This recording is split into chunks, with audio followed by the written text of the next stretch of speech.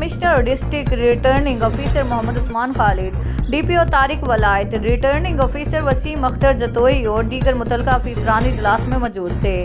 Deputy commissioner اور DPO نے election کے انتظامات اور سیکورٹی پلان پر تفصیلی بریفنگ دی۔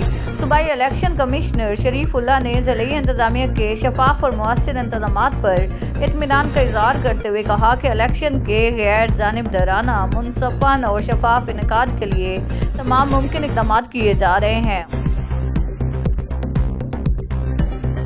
ڈپٹی کمشنر محمد عثمان خالد نے اجلاس سے خطاب کرتے ہوئے کہا کہ ستھرا پنجاب کے اہداف کے مطابق مثالی صفائی ہر صورت یقینی بنائی جائے۔ انہوں نے ہدایت کی کہ شہری اور دیہی علاقوں دونوں پر یکساں توجہ دی جائے اور کوڑا کرکٹ باقاعدگی سے اٹھانے، گاڑیوں کی ٹریکنگ اور صفائی عملہ کی مانیٹرنگ کو مزید مؤثر بنایا جائے۔ محمد اسد خان چانڈیا نے ڈپٹی سیکرٹری ایجوکیشن کا چارج سنبھالنے کے بعد سخی سرور کا پہلا دورہ کیا۔ سخی سرور آمد پر سابق منتخب بلدیاتی نمائندگان، معززین علاقہ کے ہمراہ سابق چیئرمین سخی سرور چیف کھلنگ حاجی ملک ارشاد حسین نے ان کا پرتپاک ویلانہ استقبال کیا۔ محمد اسد خان چانڈیا کو پھولوں کے ہار پہناتے ہوئے روایتی بلوچی پگڑی ٹوپی پہنائی گئی۔ ڈپٹی سیکرٹری ایجوکیشن محمد اسد خان چانڈیا نے ایجوکیشن کی بہتری کے حوالے سے سابق منتخب بلدیاتی نمائندگان، معززین علاقہ سے تبادلہ خیال کیا گیا۔ 9 مئی کے سنی اتحاد کونسل کے سابق چیئرمین صاحبزادہ حامد رضا اسلام آباد سے گرفتار۔ صاحبزادہ حامد رضا کے بھائی صاحبزادہ حسن رضا نے گرفتاری کی تصدیق کر دی۔ انہوں نے کہا کہ حامد رضا پشاور سے فیصل آباد گرفتاری دینے کے لیے آ رہے تھے۔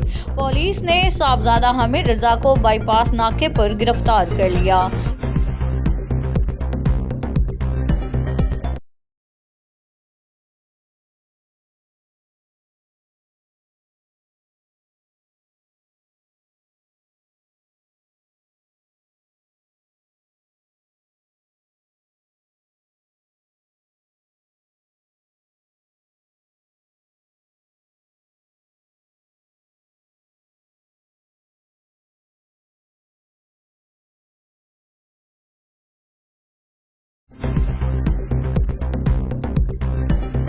وزیر اعلیٰ پنجاب مریم نواز شریف کی ہدایت پر عوامی مسائل ان کی دہلیز پر حل کرنے کے سلسلے کو جاری رکھتے ہوئے جامپور میونسپل کمیٹی میں ایک شاندار کھلی کچہری کا انعقاد کیا گیا۔